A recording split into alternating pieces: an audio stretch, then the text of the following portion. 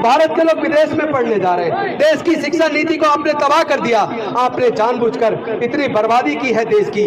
आप लोगों ने उन धर्मशास्त्रों का निर्माण करके हजारों साल तक हमारे लोगों को पढ़ने लिखने पर धार्मिक बंदिश लगा के रखी। हजारों साल तक आपने हमारे लोगों के पढ़ने के साथ साथ उनके व्यापार करने पर, संपत्ति रखने पर धार्मिक बंदिश लगा के रखी।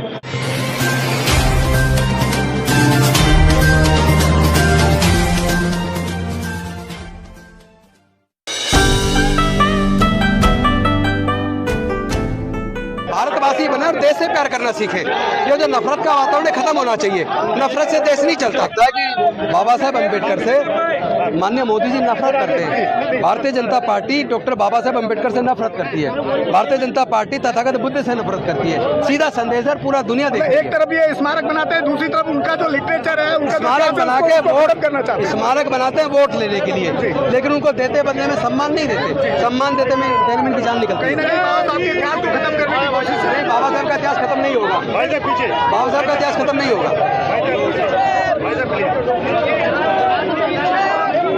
उधर उधर उधर उधर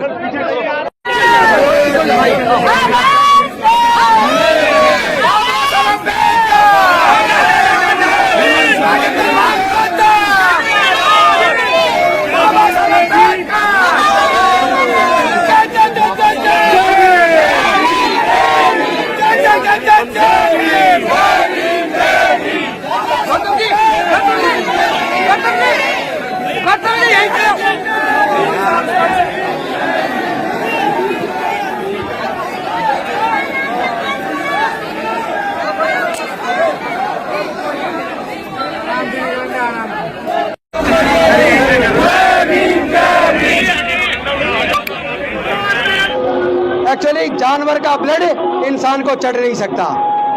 जानवर का खून इंसान को नहीं चढ़ सकता। इंसान को केवल इंसान का खून चढ़ सकता है। इसका मतलब कुदरत ने दुनिया में इंसान पैदा किया और चालाक इंसानों ने जातियां बनाई है। अमेरिका में जाति नहीं है, जापान में जाति नहीं है, चाइना में जाति नहीं है, इंग्लैंड में जाति नहीं है, फ्रांस में जाति नहीं है, जर्मनी में जाति नहीं है, कोरिया में जाति नहीं है, न्यूजीलैंड में जाति नहीं है, ऑस्ट्रेलिया में जाति नहीं है, इटली में जाति नहीं है, पूरे दुनिया में कहीं पे भी जाति नहीं है। जाति केवल भारत में है। आपको समझना होगा ये जाति भारत में किसने बनाई, ये जाति भारत में किसने बनाई और इस जाति के बनने से किसको फायदा हुआ और इस जाति के बनने से किसको नुकसान हुआ। मैं पूछना चाहता हूं आप सबको, आपको जाति के बनने से नुकसान हुआ या नहीं हुआ? आए दिन बहन बेटियों की इज्जत लूट के हत्या हो रही है, नहीं हो रही? राष्ट्रपति जी को जगन्नाथपुरी में नहीं घुसने दिया।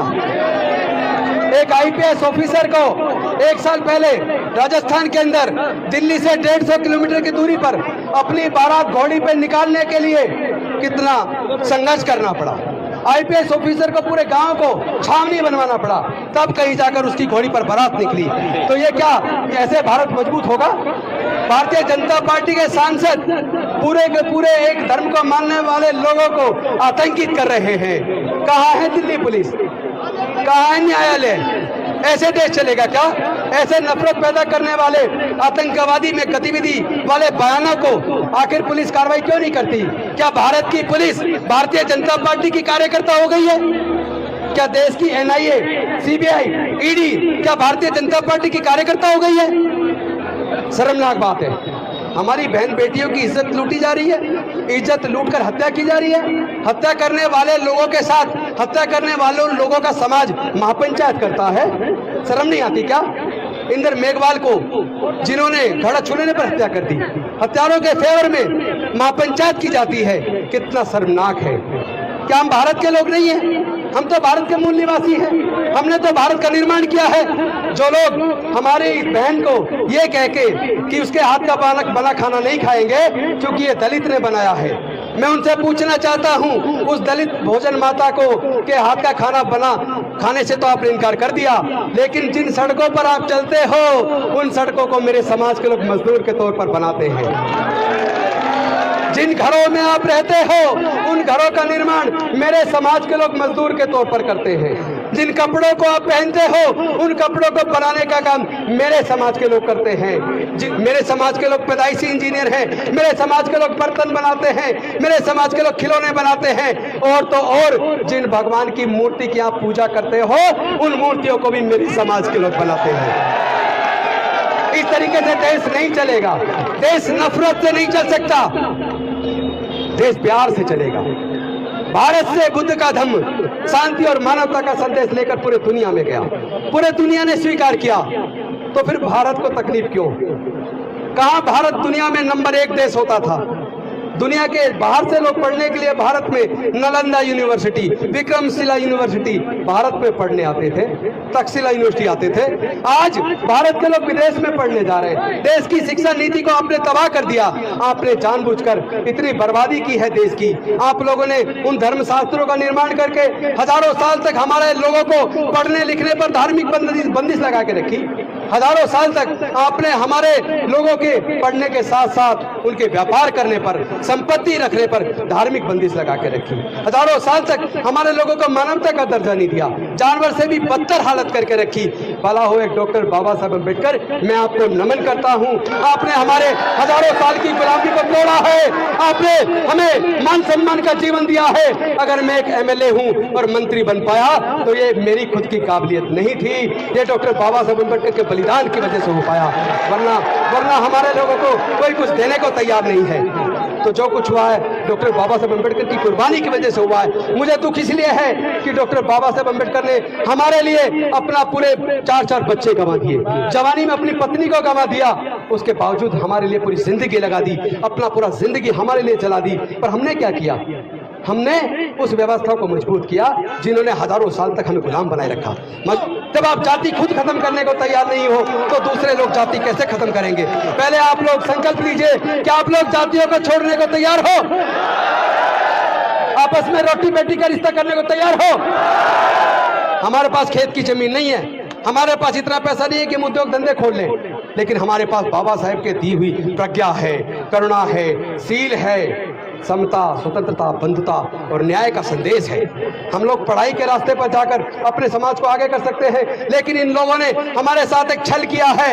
इन्होंने भारत में शिक्षा को बर्बाद कर दिया। चूंकि हमने सर्वे किया है, देश के अंदर जितने सर्वोच्च न्यायालय, उच्च न्यायालय के जजेज हैं, देश के अंदर जितने सीनियर प्रोफेसर हैं, सीनियर साइंटिस्ट हैं, सीनियर डॉक्टर हैं, वो सब लोग सरकारी स्कूल से पढ़े हैं। तो फिर अब सरकारी स्कूल बर्बाद क्यों किए? ये पूरी शिक्षा नीति को प्राइवेटाइज क्यों किया? कौन इसके लिए जिम्मेदार है? ये नहीं चाहते कि हमारे बच्चे पढ़े। इन्होंने इसीलिए इन्होंने एजुकेशन को इतना महंगा कर दिया ताकि हमारे बच्चे पढ़ ना पाए।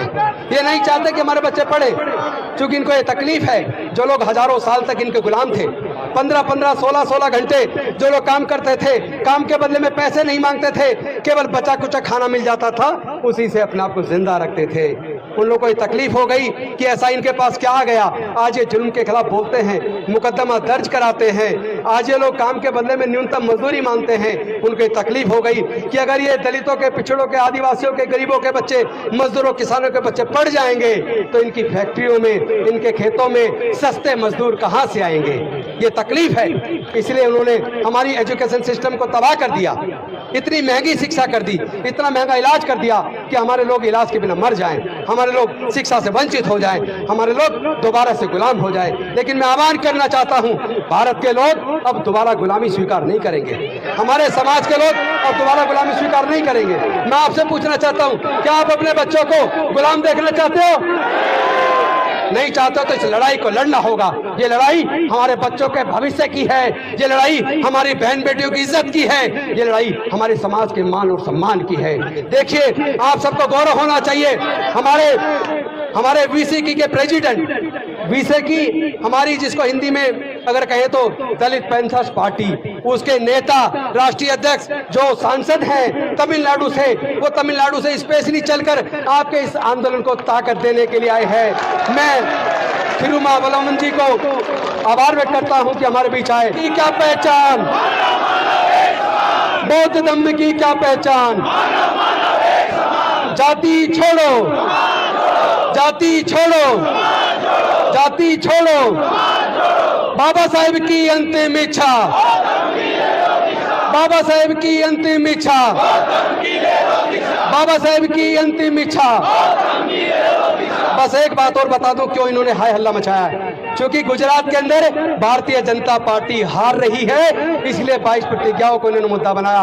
यही 22 प्रतिज्ञा नागपुर के दीक्षा भूमि में भी दोहराई गई है और उसके अंदर भारतीय जनता पार्टी के 2-2 केंद्रीय मंत्री शामिल हुए हैं, उसको तो इन्होंने कुछ मुद्दा नहीं बनाया। फिर मेरा मुद्दा क्यों? मैं पूछना चाहता हूं कि भारतीय जनता पार्टी को डॉक्टर बाबा साहेब अम्बेडकर से इतनी नफरत क्यों है, उनको तथागत बुद्ध से इतनी नफरत क्यों है? विदेश में जाते हो तो कहते हैं कि मैं बुद्ध के देश से आया हूं, और भारत में आने के बाद बुद्ध से नफरत करते हैं, डॉक्टर बाबा साहेब अम्बेडकर से नफरत करते हैं, बाबा साहेब अम्बेडकर के समाज को उत्पीड़ित करते हैं। और जब जब उत्पीड़न होता है, जब हमारी इज्जत लूटकर हत्या होती है, हमारे भाइयों की हत्या होती है, तो हमारे देश के गृह मंत्री जी और देश के प्रधानमंत्री जी कुछ नहीं बोलते। ये चलेगा नहीं, ये दोहरा चरित्र चलेगा नहीं। हम पूरे दुनिया को बताएंगे और मानवता और शांति का संदेश देश के कोने कोने में पहुंचाएंगे और अपने अंदर फैले जातिवाद को खत्म करके एक सशक्त मजबूत भारत बनाएंगे। वही भारत जो डॉक्टर बाबा साहेब अम्बेडकर का सपना था, बौद्ध में भारत।